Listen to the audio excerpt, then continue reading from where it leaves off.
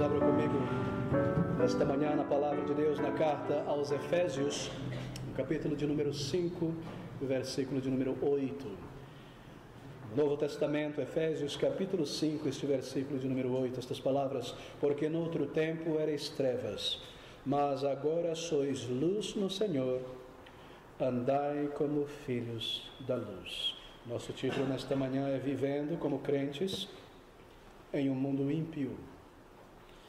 Nós fazemos uma nova pausa em nossa série de estudos sobre a doutrina da igreja para retomá-la agora no início de janeiro, para considerar um tema em retrospectiva neste ano que passou e olharmos para as nossas vidas em um mundo que nos cerca, cheio de iniquidade e perversão moral, um mundo realmente ante-Deus. Queridos, vivendo como crentes em um mundo ímpio, em um mundo desobediente ao Senhor, em um mundo em decomposição. Bem, isso a respeito da santificação prática na vida de cada crente, a vida de retidão, a vida de testemunho como povo de Deus nesta jornada que nós temos antes de entrar na presença do Senhor. Bem, queridos, neste capítulo de número 5 e 6, Paulo, ele está falando sobre tantas coisas práticas da vida cristã e como nós agradecemos por essas instruções práticas. No versículo 1 do capítulo 5, ele começa a lidar com estas questões práticas e diz: sede, pois, imitadores de Deus como filhos amados. Se nós somos filhos de Deus, e é um Deus santo, justo e reto, nós devemos imitar o caráter de nosso Deus. Há uma passagem no Novo Testamento onde nós somos exortados e comandados, se nós temos ou reivindicamos o nome do Senhor em nossas vidas, sermos cristãos, devemos andar e viver e falar e proceder como Ele andou, como Ele viveu. E esse é um desafio tão grande, mas esse é o nosso chamado e essa é a nossa natureza espiritual, filhos e filhas de Deus. No versículo 2 ele diz: andai em amor, como também Cristo nos amou e se entregou a si mesmo por nós, como uma oferta, um sacrifício a Deus, algo que foi agradável ao Senhor, algo que foi aceitável diante dele. No versículo 4 ele começa a pormenorizar esta maneira de viver em amor, não apenas em sentimentos ou uma ideia abstrata de amor pelas pessoas ou por Deus, mas a maneira prática de vivermos este amor puro. E ele diz: nem torpezas, nem tolices, nem zombarias que não convém, mas antes ações de graças. E do versículo 5 em diante, Paulo começa a lidar com uma família de pecados. Deixe-me apontar para algo muito importante que todo crente deve estar atento. Na palavra de Deus, no Novo Testamento, nós encontramos duas famílias de pecados. Nós encontramos aqui em Efésios, nós encontramos em 1 Coríntios e nós encontramos em várias outras partes da Bíblia, como Colossenses capítulo 3. Há dois grupos ou duas famílias de pecados. Há aqueles pecados nos quais antes da conversão nós vivíamos e nos indulgíamos e era parte da nossa vida. Aquilo que João, o apóstolo, diz: nós vivíamos na prática do pecado porque não éramos nascidos de Deus. E aí então, após a conversão, uma luta em nossas vidas contra certos pecados, contra esses pecados da vida anterior que nós já mortificamos e deixamos para trás, e contra também certas tentações no caráter para nos afastarmos de Deus. E aqui, a partir do versículo 5, ele começa a lidar com esta primeira família de pecados que caracteriza a vida de uma pessoa que ainda não nasceu de novo. E ele faz isso de uma maneira tão clara que não há como errar. Ele está nos dizendo que se isso é característico, esses pecados desta família, na vida de uma pessoa, então esta pessoa ela ainda não nasceu de novo. E ele usa um termo muito claro e direto no versículo 6, ele diz: ninguém vos engane, não seja enganado por um testemunho verbal de lábios de uma pessoa, se ela não está vivendo na presença do Senhor, e se esta família de pecados é presente em sua vida. No versículo 5 ele começa esta lista: porque vocês sabem muito bem, ele diz, porque bem sabeis isto, que nenhum fornicador, ou impuro, ou avarento, que é idólatra, tem herança no reino de Cristo de Deus, não foi salvo. Ninguém vos engane com palavras vãs, porque por estas coisas mencionadas no versículo 5, vem a ira de Deus sobre os filhos da desobediência. Tal pessoa, tal homem, tal mulher se encontra ainda sobre a ira de Deus, por viver longe do Senhor, por não ter buscado o arrependimento e o perdão de seus pecados. E então ele segue na sequência lidando com esta família. Para nós compararmos e vermos como ele repete esta mesma lista, volte-se comigo rapidamente para 1 Coríntios, capítulo 6, e o versículo de número 9. Ali ele está mencionando mais uma vez esta mesma família de pecados. 1 Coríntios 6, versículo 9. Não sabeis, mais uma vez a pergunta retórica, não sabeis que os injustos não hão de herdar o reino de Deus? Será que vocês estão confusos a respeito disso? Quando vem uma pessoa ter um testemunho e dizer, eu sou um cristão, eu sou um evangélico, mas você observa uma vida de desonestidade, de impureza, será que vocês não sabem? Não se deixe enganar, Paulo está dizendo. Os injustos não hão de herdar o reino de Deus, a menos que se convertam, isto é, não erreis, nem os fornicadores, nem os idólatras, nem os adúlteros, nem os efeminados, nem os sodomitas, nem os ladrões, nem os avarentos, nem os bêbados, nem os maldizentes, nem os roubadores herdarão o reino de Deus. E é o que alguns têm sido, mas haveis sido lavados, santificados, justificados em o nome do Senhor Jesus. Você percebe, escrevendo aos Coríntios, as mesmas palavras dirigidas à igreja dos Éfesos. Aqui está, querido, esta lista. Estas eram coisas que caracterizavam a nossa vida antes da conversão. E nós vivíamos nelas. Elas estavam em nossos pensamentos, em nossas palavras, nossa busca. Quando nós ligávamos a televisão, a internet, nós atentávamos para essas coisas. Nós vivíamos assim.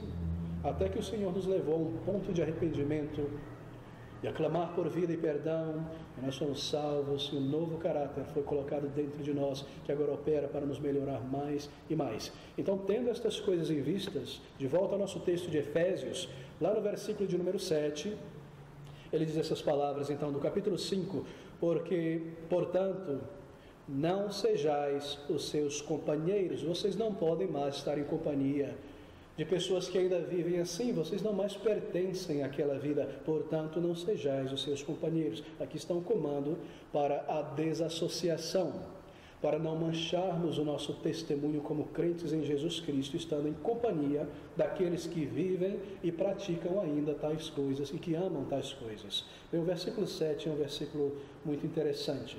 Não sejam companheiros do mundo, não sejam coadjuvantes com aqueles que praticam estas coisas desta lista anterior.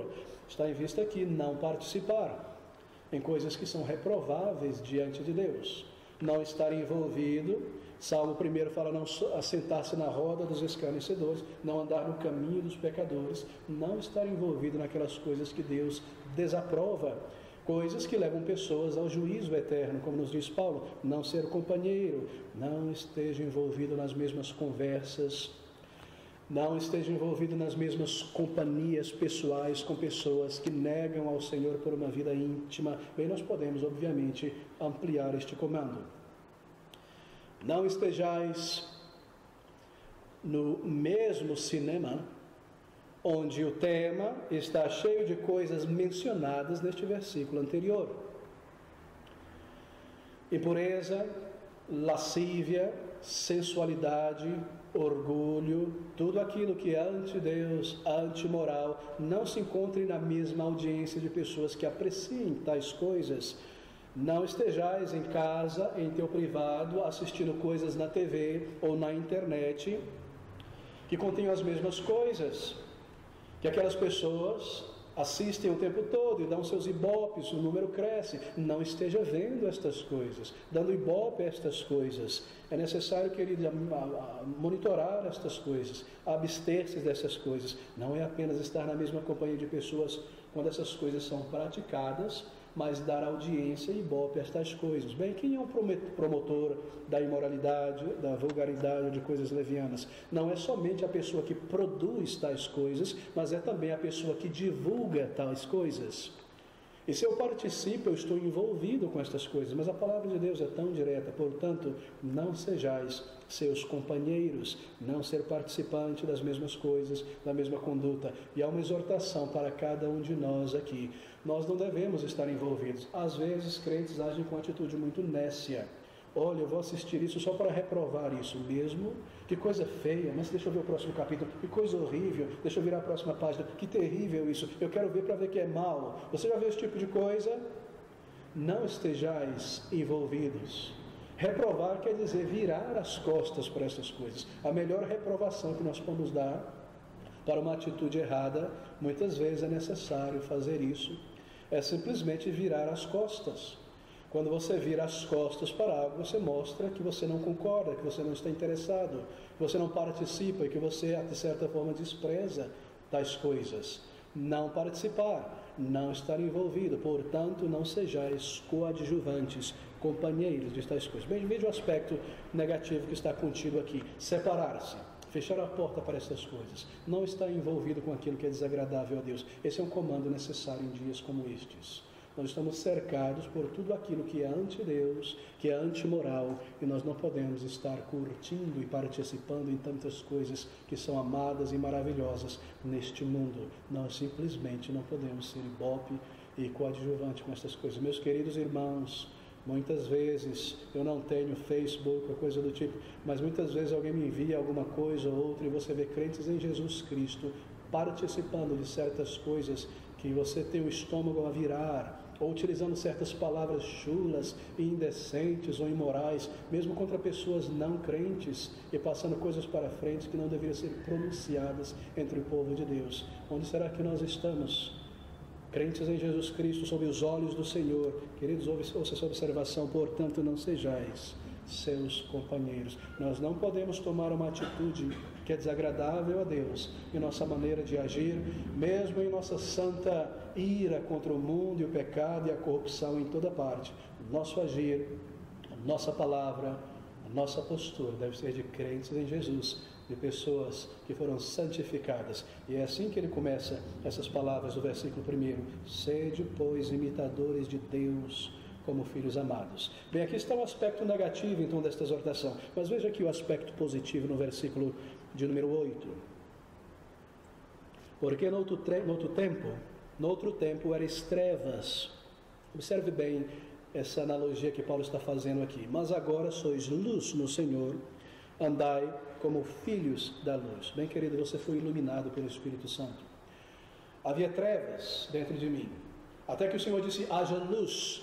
E os meus olhos foram abertos para a verdade, eu fui conduzido ao Salvador para conhecê-lo, entender o significado da vida, que há uma eternidade, que há um Salvador, que eu preciso dele. Ele me levou a buscá-lo e a conhecê-lo, e a ter os meus pecados perdoados, e a minha mente foi iluminada, e agora eu entendo o propósito e o significado da minha existência, para onde este mundo está indo. Eu não vivo mais em ignorância como eu vivia antes, levado pelos modismos e filosofias e tendências desta vida. Eu fui iluminado pelo Salvador para entender o propósito desta vida e o destino para o qual este mundo segue. Ele veio, ele tocou o meu coração, ele me fez perceber a minha necessidade espiritual, entender a sua missão ao vir a este mundo, o seu sacrifício. Então ele me salvou, me enviou o seu Espírito para habitar em mim como um crente em Jesus Cristo. Assim a tua natureza foi transformada, você foi iluminado e conduzido a conhecer o Salvador. E esses termos que Paulo usa, sempre atente a esses termos, essas ilustrações, metáforas, figuras utilizadas por Paulo, elas são tremendas. Ele diz no versículo 8: porque no outro tempo erais trevas, mas agora sois luz. Que palavras! Luz. E o comando então é: andai como filhos da luz. O que isso significa? O filho da luz. Bem, literalmente, a minha mãe é luz. Este é o sentido. Andai, vivei como filhos da luz. A minha mãe é luz, como se eu tivesse sido gerado pela luz. No versículo 6 ele fala sobre filhos da desobediência. Veja o contraste: filhos da desobediência, filhos da luz. Eu era um filho da desobediência e você também. Eu fui gerado, como que gerado pela desobediência, um filho da desobediência. Com que eu me pareço? Com desobediente. Um filho da desobediência, rebelde diante de Deus, brigando com a vontade de Deus, empurrando para longe de mim os padrões de Deus, a vontade de Deus. Eu era um filho da desobediência, eu vivia como um desobediente, como um rebelde. Tudo aquilo que me era informado sobre Deus, seus padrões, empurrava de lado. Não estou interessado, eu quero viver a minha vida, a minha maneira de viver é assim. Eu vivo dessa maneira, eu sou um desobediente. Eu tenho o caráter, a natureza de uma pessoa desobediente e rebelde diante de Deus. Eu me afasto dele, eu me afasto dos seus padrões, mas o meu caráter foi mudado. E agora eu sou um filho da luz. e agora fui conduzido ao Salvador, como que gerado pela luz, verdade e vida espiritual dentro de mim. Então o comando verdadeiro: andai, procedei como filhos da luz. Bem, você é filho de Deus, que é luz, justiça, retidão, verdade, santificação. E essa é a tua nova natureza, meu irmão, minha irmã. Você nasceu de novo e nos foi dada uma nova natureza que é semelhante à natureza de nosso Pai Celestial. Nós não somos divinos, mas nós recebemos esse caráter santo, porque Deus é santo. E o nosso proceder deve ser de acordo, como filhos da luz, filhos de Deus. E o teu comportamento deve estar de acordo com essa nova natureza que você recebeu na conversão. E essa é a exortação dessa passagem no versículo de número 8. Agora sois luz no Senhor. Se você se recorda a lista de pecados anterior, antes da conversão: mas agora sois filhos da luz, andai como filhos da luz. Bem, esse versículo descreve o teu novo status espiritual, o filho da luz. E que diferença isso causou, não é? Destinado a viver com Deus no céu, na luz, na glória do Senhor, onde não haverá noite nem trevas, porque o Senhor é a luz daquele local, o novo céu e a nova terra, uma nova natureza espiritual, a terceira pessoa da Santa Trindade residindo dentro de mim. Que coisa misteriosa. Eu creio que a cada dia da semana nós devemos tomar alguns minutos para parar e recordar desta verdade. O Espírito Santo habita dentro de mim permanentemente. Que pensamento solene, que pensamento tremendo. Onde eu vou, o que eu vejo, o que eu penso, Ele está ao meu lado, dentro de mim, observando e compartilhando e percebendo estas coisas. Que pensamento humildecedor. Um filho da luz, uma nova natureza transformada pelo Senhor, um novo status espiritual, não mais inimigo de Deus, mas um filho de Deus em Cristo Jesus, um herdeiro para a vida eterna, um filho da luz. E você representa a luz. Esse é o meu status, mas esse é o meu papel. Neste momento eu sou um luzeiro neste mundo.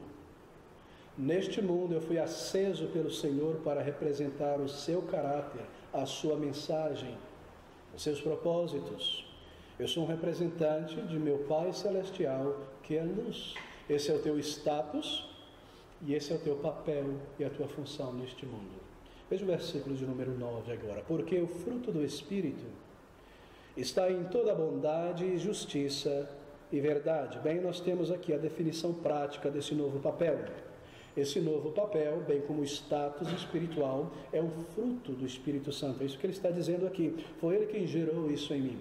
Foi ele quem criou o que não existia em mim, esse status e caráter. Eu não sou somente um filho da luz como um crente em Jesus Cristo, mas eu sou um portador desta luz conforme eu sigo por esta vida.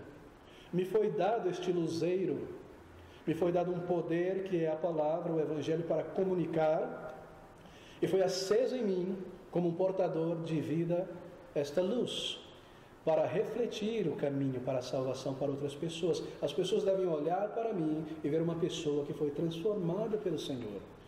As pessoas devem observar em você o caminho que conduz à salvação, porque Jesus Cristo vive em você, vive em mim.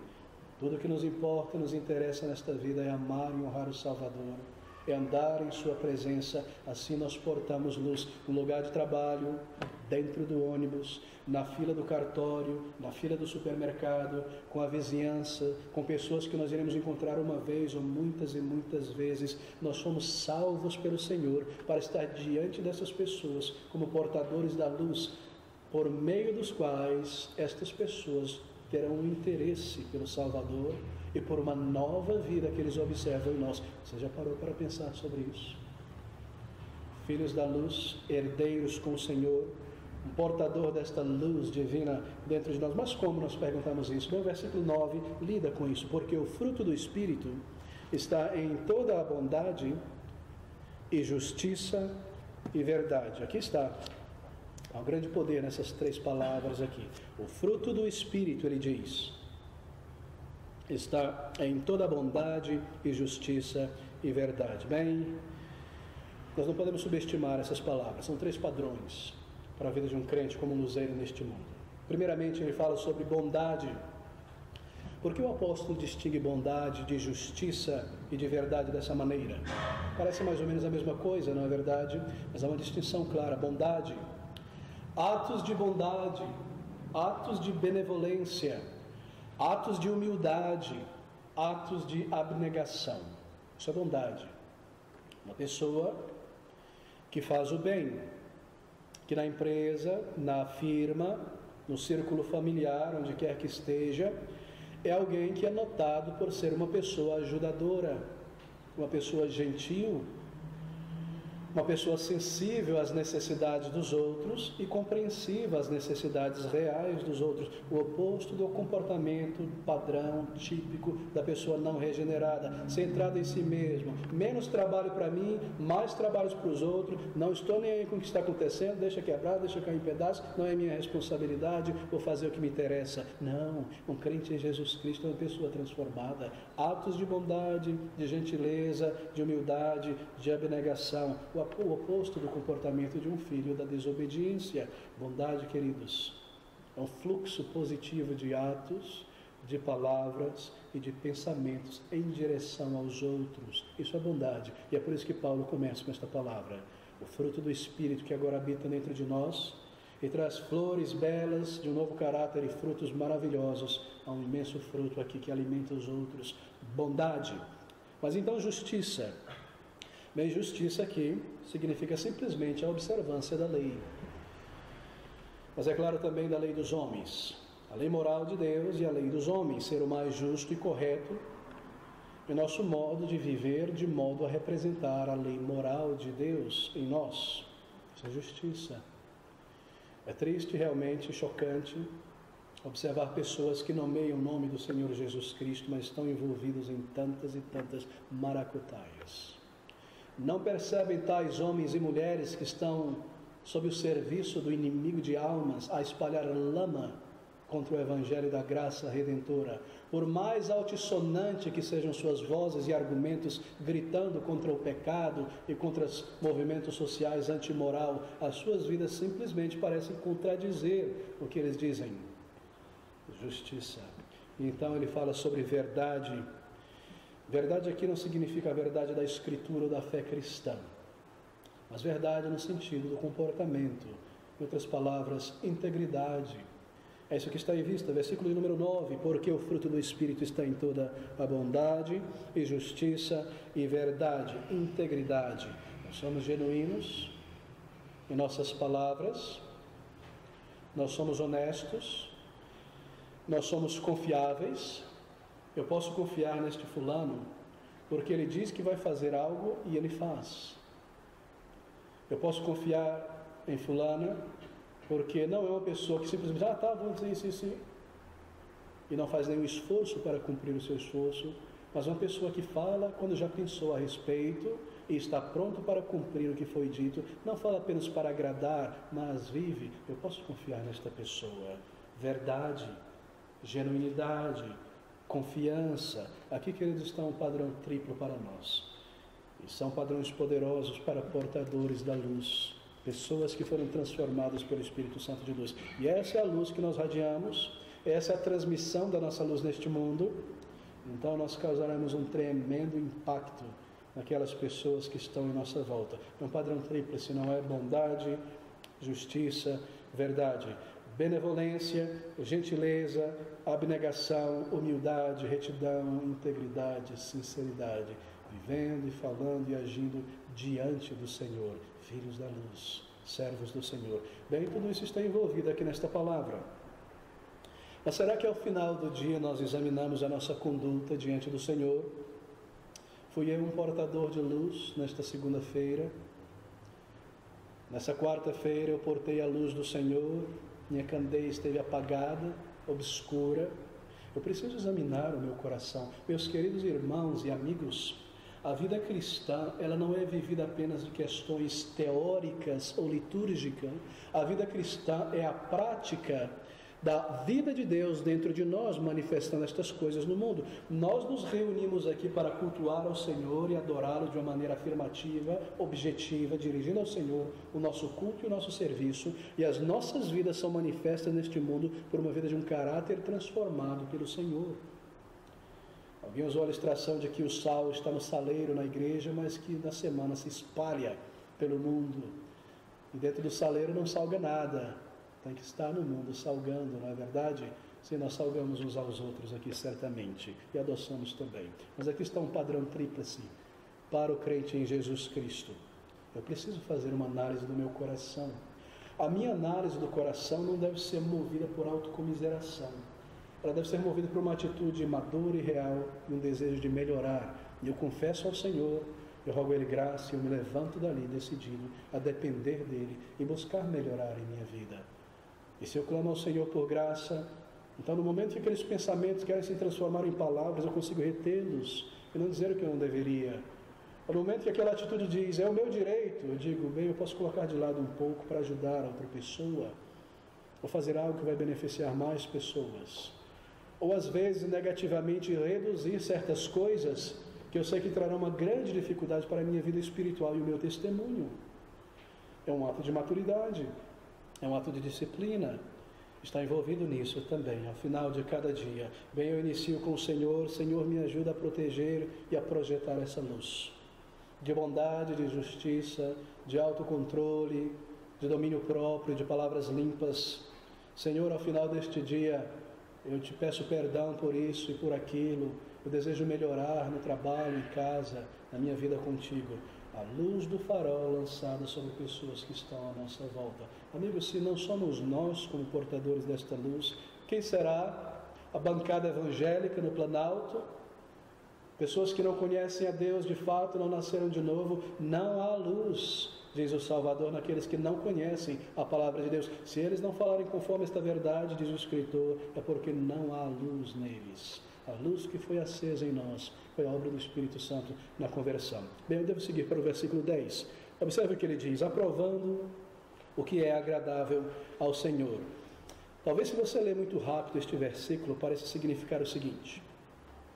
Veja o versículo de número 8. Porque no outro tempo era trevas, mas agora sois luz no Senhor, andai como filhos da luz, porque o fruto do Espírito está em toda a bondade, justiça e verdade, aprovando o que é agradável ao Senhor.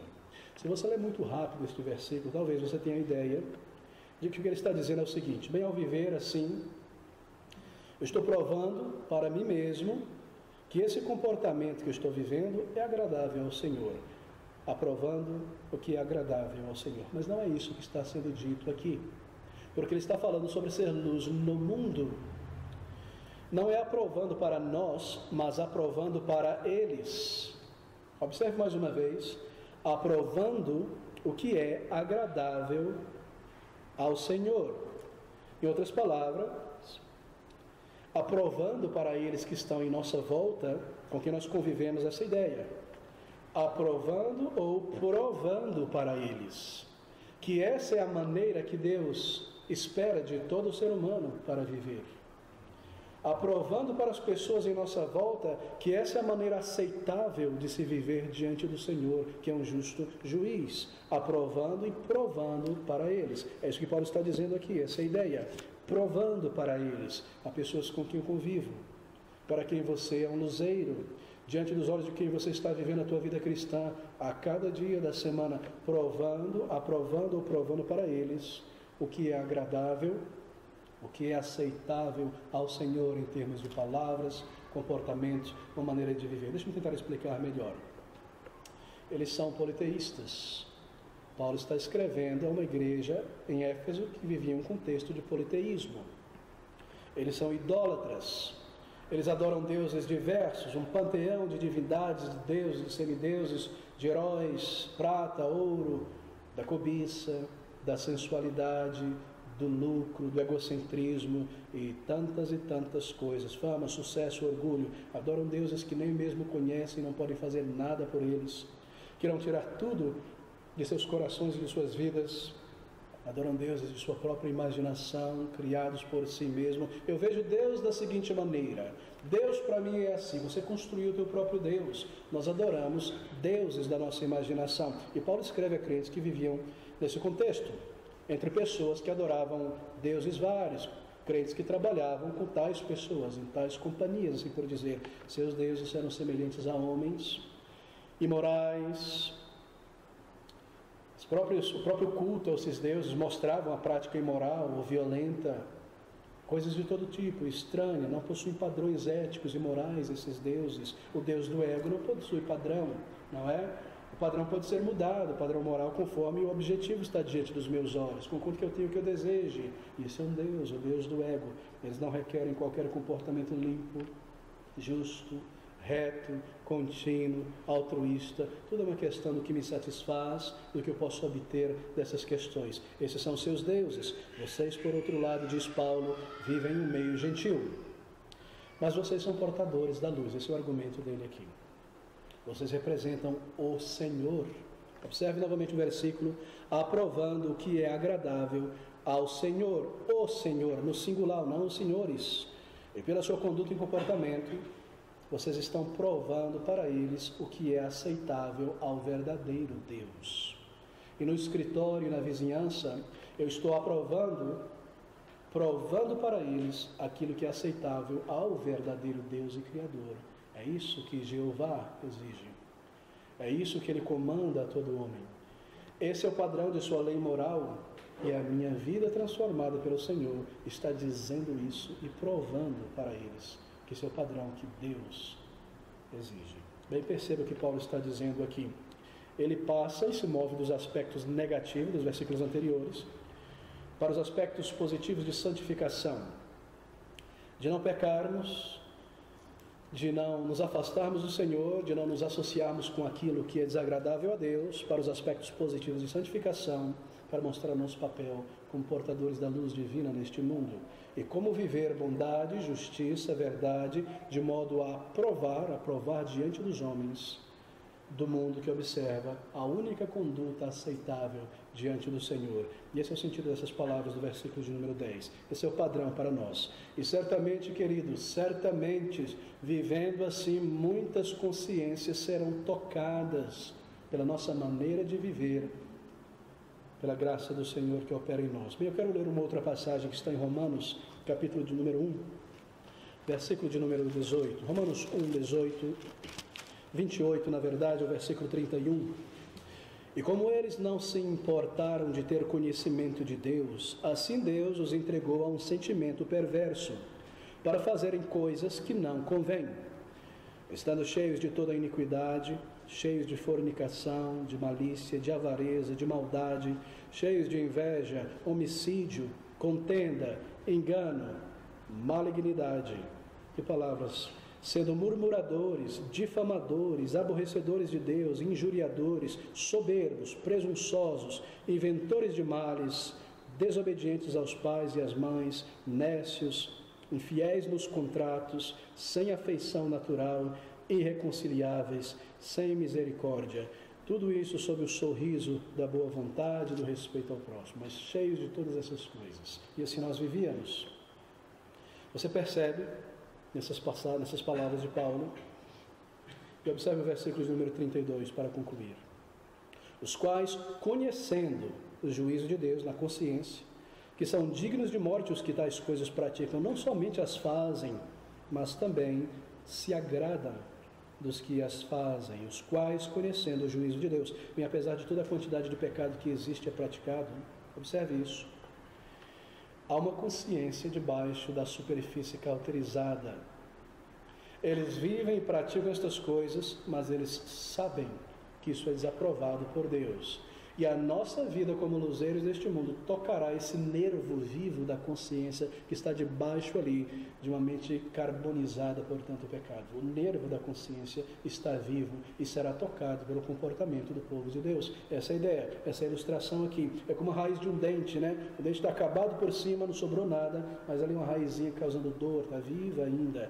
Há uma percepção, nos diz Paulo, neste capítulo 2 de Romanos, versículo 14 e 15, há uma percepção sobre estas coisas, porque quando os gentios que não têm lei fazem naturalmente as coisas que são da lei, não tendo eles leis para si mesmos, são leis, os quais mostram a obra da lei escrita em seus corações, testificando juntamente a sua consciência e os seus pensamentos, quer acusando, quer os defendendo. E essas palavras nos diz que há uma percepção em toda pessoa daquilo que é certo e errado moralmente falando. Deus colocou dentro de cada um de nós na criação o seu código moral de leis, os 10 mandamentos. Nós não conseguimos vivê-lo por causa do pecado que está em nós, mas eles estão ali como um padrão absoluto e regra dentro de cada ser humano. Está dentro do Yanomami, no meio da floresta amazônica, está dentro de um presidente de uma corporação em Manhattan, está dentro da pessoa que anda pela rua, da pessoa que está pescando agora. Dentro de todo o ser humano há a lei moral de Deus ali, uma percepção do que é certo, do que é errado. Isso quer dizer que quando nós vivemos contra o padrão de Deus, a consciência irá testemunhar contra nós, dentro de nós, ainda embora não haja ninguém em volta, só passarinho, as nuvens, haverá um juiz dentro de nós dizendo: isso foi um pecado diante de Deus, e você sabe que Deus se desagradou disso. Está dentro de cada ser humano, de maneira que se o meu chefe, o meu colega de trabalho, a minha vizinha, a pessoa com quem eu ando para o trabalho, é uma pessoa que tem se afastado do Senhor, adorando seus deuses do pensamento, alimentando e sacrificando esses deuses do prazer e do pecado, que é que seja, que desagrade a Deus, o meu comportamento, honrando ao Senhor como luzeiro neste mundo, irá tocar o nervo da consciência de tal pessoa. E ainda embora ela não fale nada e não mude o semblante, ela foi tocada por um senso de que isso que ele viveu e está fazendo é o que é agradável a Deus. Isso é certo. Eu não vou falar nada aqui, mas aquele chefe mais duro e insensível, o nervo da consciência foi tocado. E Paulo está falando sobre estas coisas. De volta a Efésios agora, capítulo 5, veja o versículo de número 10, porque é isso que ele está dizendo ali. Aprovando ou provando o que é agradável ao Senhor. Bem, Paulo diz que o meu comportamento, que reflete bondade, justiça, verdade, tocará o nervo vivo daquele incrédulo. E ele notará isso em você, embora não diga nada, ou talvez não goste também. Observe, talvez ele te odeie e te despreze, ou mesmo busque puxar teu tapete debaixo dos seus pés para promoção no trabalho. Mas por causa da tua bondade, por causa do teu comportamento sem hipocrisia, e da tua capacidade de dizer não a muitas coisas, e sim a muitas coisas, e a tua maneira altruísta, talvez ele comece a se tornar intensamente desconfortável quando você está presente. E talvez não demonstre nem por um segundo, mas o teu comportamento está tendo um efeito poderoso e desafiador no estilo de vida que essa pessoa vive fora do trabalho, quando ninguém vê. E talvez ele deixe transparecer, ou não deixe transparecer, mas isso que está acontecendo, que você está tocando no nervo da consciência moral dele e dela, por meio de uma vida como um crente neste mundo. Você está apresentando o caso de teu Senhor diante dele e defendendo a verdade do único Deus verdadeiro diante de uma pessoa antagonista que adora um outro Deus em seu coração. Você está apresentando o caso do teu Senhor diante dele por meio de uma vida reta e demolindo os argumentos de uma outra pessoa que foram construídos ao longo dos anos para justificar o seu pecado longe de Deus, aprovando o que é agradável ao Senhor. E a vida de retidão e os frutos da luz, aprovando o que é aceitável ao Senhor. Bem, a conduta é algo muito poderoso. Conduta é algo tremendamente poderoso. Tem uma grande influência a conduta. Palavras são vitais, são necessárias, devem ser usadas para espalhar o Evangelho, mas a vida que você vive é fundamental e vital. Aprovando para você mesmo, para a sua própria satisfação, que Deus está com você e te abençoa, por causa de uma conduta em dependência dEle, mas muito mais do que isso. Provando, aprovando, verificando estas coisas diante de um mundo que te observa. Meus queridos irmãos, talvez você não tenha percebido isso, se já percebeu. Isso sempre irá acontecer até o final da tua jornada neste mundo. No local de trabalho, na escola, na vizinhança, entre familiares e reuniões de famílias de pessoas que não conhecem o Salvador. Porque as pessoas sabem que você é um crente em Jesus Cristo, você disse a elas um dia o teu testemunho, e você continua a dizer, ainda que elas não digam, elas estão te observando continuamente. Todos os holofotes estão sobre você, por duas razões pelo menos. Como pessoas que têm visto o mundo e o vazio deste mundo, elas querem, lá no íntimo de suas almas, saber se é verdadeira a esperança que você tem, porque elas desejam a mesma esperança. Então elas vão começar a te sacudir, te observar, para dizer a si mesmo, essa mentira, essa teatro, eu sabia, chega em frente. Percebe? Elas querem saber se é verdadeira a esperança que você tem. Então elas te observam continuamente. Porque é um vazio dentro do ser humano.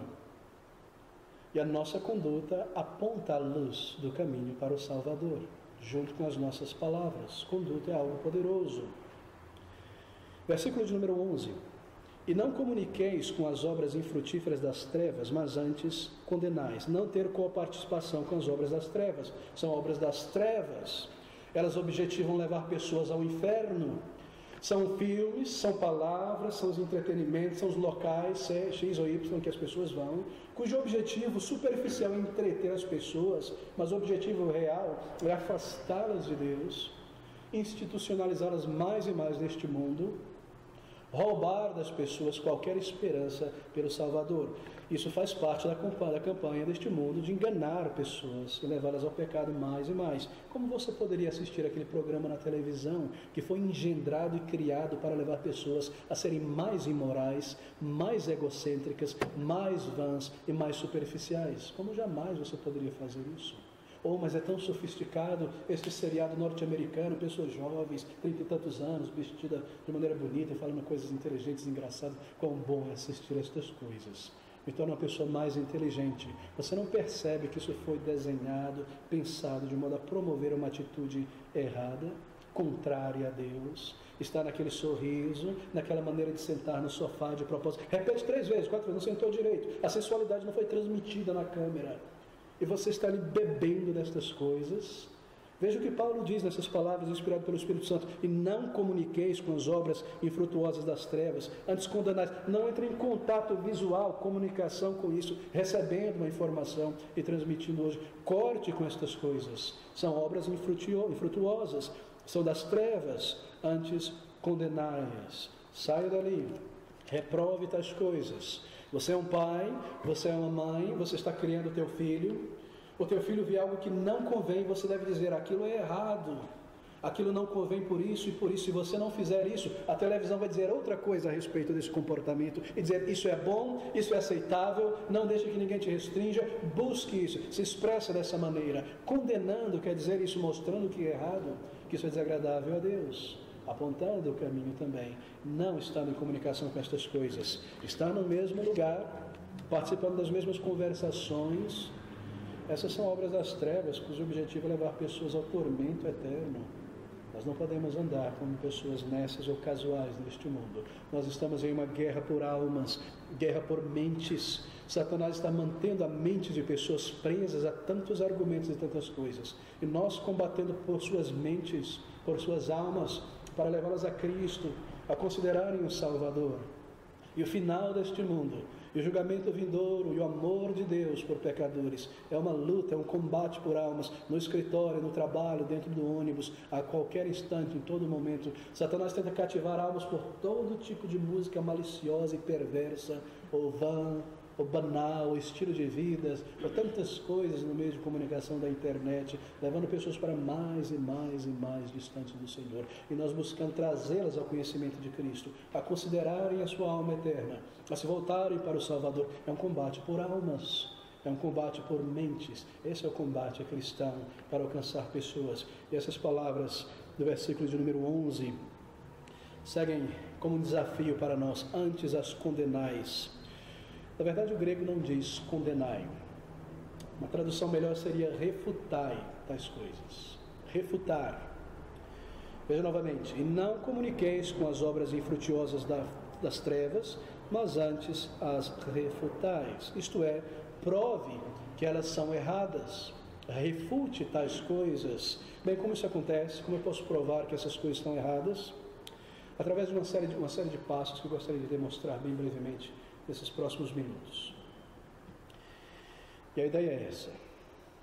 Pessoas com quem você convive na firma, na vizinhança, na família, não crente, não regenerada, embora religiosa, eles dizem para si mesmos, às vezes ou comentam entre si, mas normalmente para si mesmos: eu preciso admirar essa pessoa, eu preciso realmente admirá-la. Eu preciso admirar a gentileza dela, a bondade dessa pessoa. Não é uma vez só, é semana após semana, mês após semana. Eu preciso admirar essa pessoa e a simpatia dela e a humildade, uma veracidade de caráter, algo raro neste mundo, igual encontrar ouro. Eu tenho que admirar essa pessoa porque ela cumpre as palavras. E ela não é daquelas pessoas que diz sim, sim para qualquer coisa e não consegue terminar nada, tem limites e cumpre seus propósitos, age corretamente. E ela baliza realmente o comportamento dela por aquilo que ela crê. Ela diz que é um crente, você vê que ela baliza o comportamento dela baseado naquilo que ele crê, que ela crê. As regras de Deus, os 10 mandamentos, eu tenho que admirar essa pessoa de muitas maneiras realmente. E veja, eu posso confiar no que ele disse, no que ela disse. Não foi só uma meia-verdade, ouvido de meia-verdade, passando como fofoca para frente. Eu posso confiar. Realmente, o que ela diz é de acordo com a realidade, é comprovado. Ela não mente, não cria desculpas frívolas para se safar de qualquer coisa. Já vem pulando na frente, aconteceu isso, aconteceu aquilo. A pessoa é humildade, ela sabe que errou, e eu percebo também. E veja, ela está buscando melhorar. Eu preciso admirar essa pessoa no meu local de trabalho. Eu preciso admirá-la, é uma pessoa honesta de caráter, tem uma vida consistente, eu admiro, parece que isso aqui para ela não é a vida dela, ela trabalha para sustentar, mas ela tem uma vida também, e parece que é um objetivo mais elevado e real. A minha vida é aqui, quando eu não estou aqui eu estou meio vazio no fim de semana, algo diferente com essa pessoa e eu preciso admirá-la. Mas esse rapaz, essa mulher, este jovem, bem, ele não compartilha comigo de certas coisas que eu compartilho. Ele não frequenta os mesmos locais que eu. Ela não faz as mesmas coisas que eu faço. E isso é uma prova de que a vida dele temente a Deus é a vida verdadeira e correta a ser vivida. E as coisas que eu pratico, eu sei que são erradas no fundo, e as rodinhas que eu me sento, as coisas que a gente conversa, mas essa pessoa eu admiro e teme a Deus e não faz e não participa dessas coisas. Há alguma coisa errada com o meu estilo de vida. Há alguma coisa errada com o meu propósito na vida. Há alguma coisa errada na minha maneira de encarar a Deus. Estas coisas não se alinham com aquilo que ele, que ela crê, está vivendo. O Deus que ele adora, o Deus que ela adora. Há algo errado em minha vida e na minha maneira de entender a religião. Assim o teu padrão tríplice refuta o apego das pessoas a coisas pecaminosas. E esse é o sentido dessa passagem aqui no versículo de número 11. E não comuniqueis com as obras infrutuosas das trevas, mas antes as refutais. Refute-as ou prove-as pelo comportamento, provando elas serem erradas diante de Deus. Faça as pessoas pensarem. Aquela pessoa admirável não se envolve com esse tipo de coisa. É melhor que eu não me envolva também. Eu não vou me juntar com vocês hoje nessas coisas, não. E o meu comportamento está conduzindo uma pessoa a buscar justiça diante de Deus. E a partir dali buscar o próprio Deus, que é santidade. E ao Salvador e o perdão de seus pecados. E ele é feliz. E ela é feliz, sem necessitar dessas muletas que eu tenho em casa e no fim de semana. Ela não precisa dessas muletas, dessas bengalas que eu tenho para extrair alguma alegria. Eu preciso ter esses vícios e a minha imoralidade, a minha cobiça, a minha música e todo tipo de coisa para me manter andando. Mas ela não precisa disso. E toda a conversa orgulhosa de superioridade, eu tenho isso, eu fui ali, eu visitei, eu ganhei, eu já encontrei fulano, e as exibicionismo dos meus bens. A pessoa possui paz realmente. Olha para ela, olha dentro dele, algo diferente ali. E você conversa com ele, parece que é uma âncora ali, no caráter. E aquela pessoa perdeu um familiar recentemente, e não caiu em pedaços. Há alguma coisa diferente nessa vida. E há alegria e contentamento sem necessitar destas muletas para seguir na vida. E isso é uma refutação, perceba. Você está refutando os argumentos que há na mente de uma pessoa para seguir pecando distante do Senhor. Isso é uma refutação. Então talvez, conforme a oportunidade apareça, o nosso testemunho pessoal verbal será como maçãs de ouros e uma salva de prata preparada por uma vida. Falar com pessoas sobre o erro e vazio, a futilidade de uma vida sem Deus. Por que você é assim? Por que você vive dessa maneira? Porque a vida na minha alma. Por que é melhor viver assim? Versículo número 11. Não comuniqueis com as coisas infrutuosas das trevas, mas antes refutai-as. E quantas pessoas têm testemunhado, após a sua conversão, que houve alguém com quem trabalharam, com quem estudaram, que vivia de uma maneira diferente. Foi o início da jornada dessa pessoa em busca do Senhor, em busca de uma religião verdadeira. Que a abstenção daquela pessoa, das mesmas coisas, conversa, estilo de vida, mas ao mesmo tempo uma vida com paz e alegria, um caráter amigável e aproximável, unido à bondade, à sinceridade e assim por diante, começou a fazê-las pensar e se sentirem desconfortáveis consigo mesmas.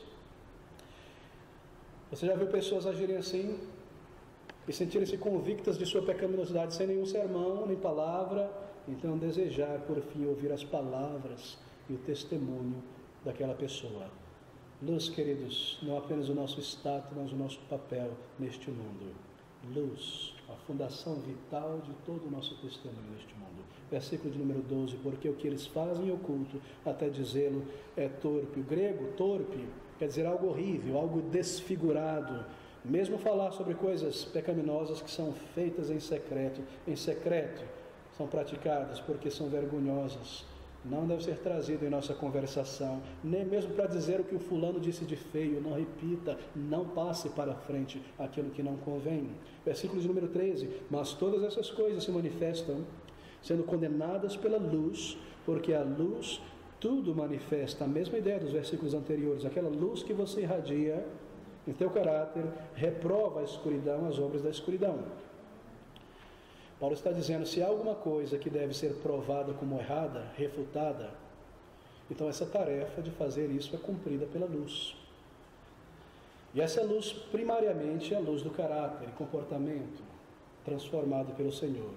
Isso pavimenta, então, o nosso testemunho verbal, o nosso convite para o Evangelho. Bem, aqui está um grande apelo a vivermos desta maneira. Versículo 14 agora, por isso diz, desperta tu que dormes, e levanta-te dentre os mortos, e Cristo te esclarecerá, iluminará. Paulo não está mudando o assunto aqui, ele continua falando da mesma coisa. Já ouvi dizer que esse versículo é um apelo evangelístico. Não é incorreto usá-lo como um texto evangelístico. Mas não é isso que o apóstolo Paulo tem em mente. Ele segue a mesma sequência de raciocínio aqui, ele não mudou o assunto. Ele está dizendo, vocês são filhos da luz, esse é seu status, agora exerçam o papel de filhos da luz. Garanta que essa bondade, justiça, verdade esteja constantemente influenciando pessoas em sua volta. Meus queridos, a beleza de uma pessoa salva não é a sua vestimenta, imaginar que é uma puritana, um puritano, uma postura num quadro belo ou bonito. É de um caráter vivido no dia a dia e na prática. É incrível perceber estas coisas nos meios de comunicação, não é? Certos movimentos em busca de pureza puritana, mas tudo tem a ver na maneira de se vestir. Onde nós estamos?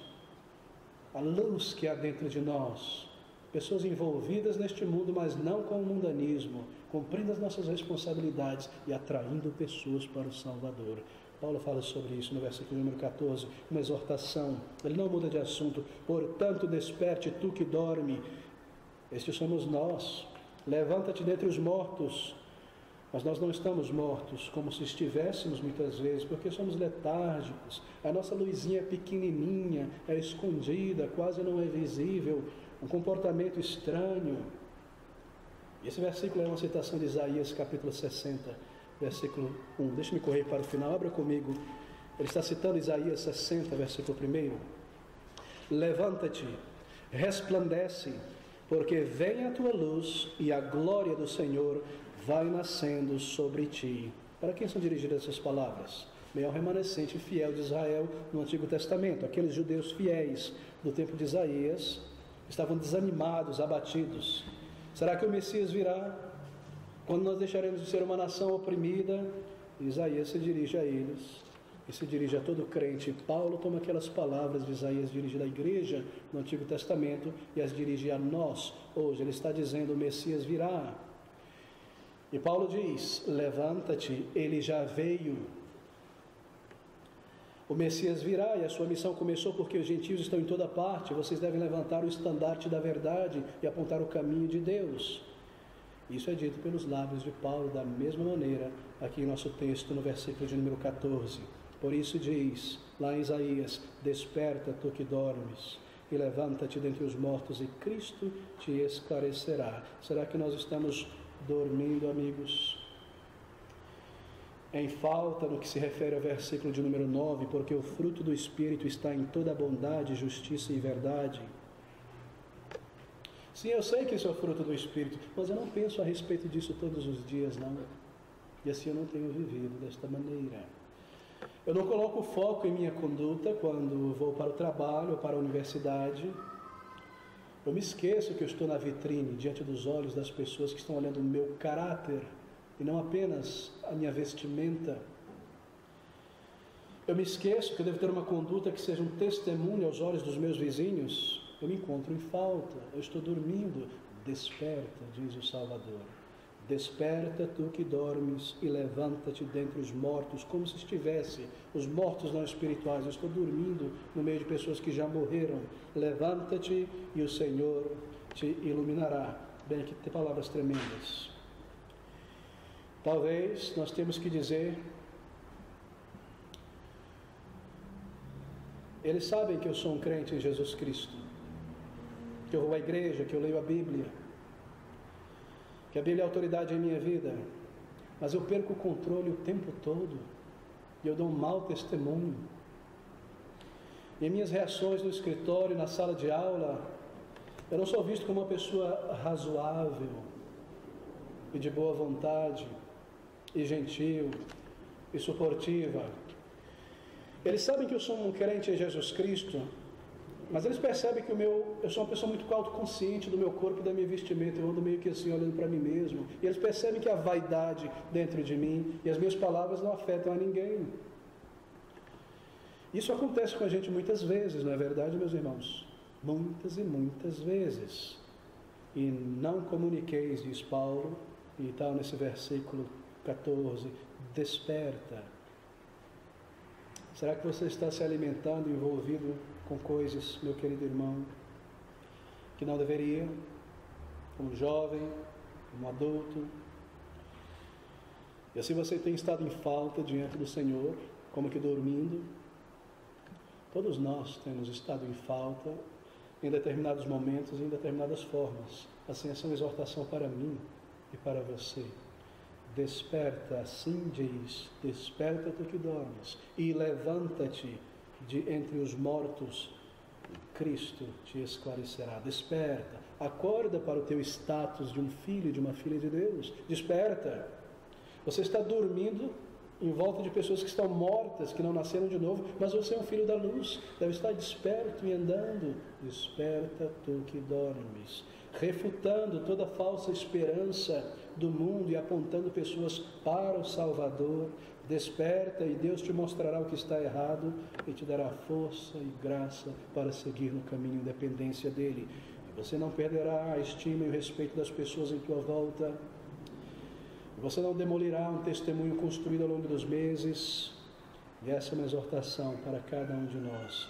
Veja o teu papel espiritual como um crente, deixa a letargia, a casualidade de lado e desperta como um luzeiro neste mundo. Deixe-me tentar concluir por aqui.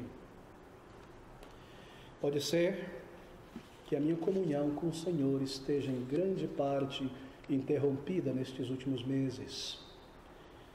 E eu perdi grande medida de certeza e segurança espiritual, porque talvez eu não tenha focado em minha conduta diária, em minha vida diária com o Senhor neste mundo, vivendo para o Senhor, com senso de dívida a Ele, e de um dever como um discípulo e um peregrino. Eu esqueço essas coisas, vou cuidar das minhas coisas e viver do jeito que eu quero.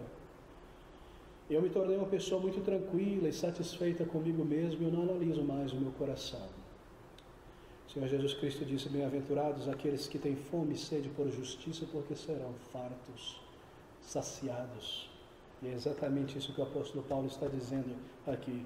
Fome e sede por esta justiça que é retidão de caráter, bondade de caráter, luzeiro no mundo, que abrirá o nosso testemunho às pessoas e criará um caminho claro para o nosso testemunho verbal. E aqui neste versículo 15, esta palavra, tremenda palavra: portanto, vede prudentemente como andais, não como nécios, mas como sábios. Prudência, olhando em volta como um soldado de infantaria com um fuzil na mão.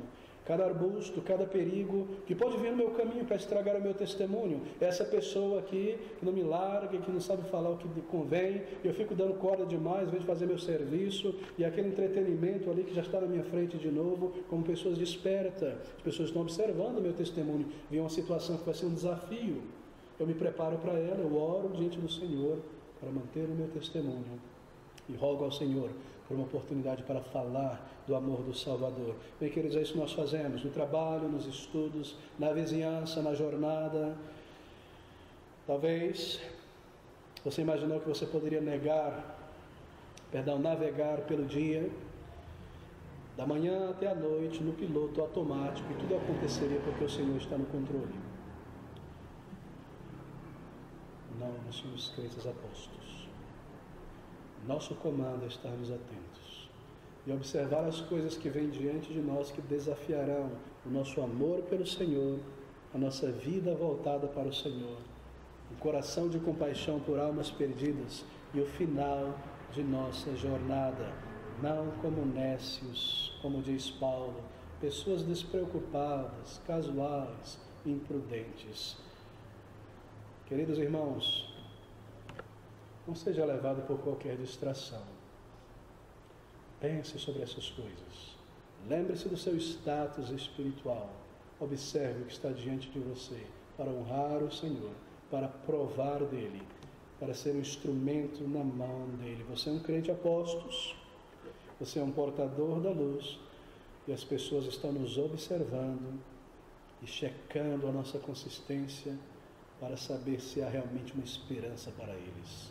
E o Senhor nos olha e nos vê e considera a nossa maneira de agir.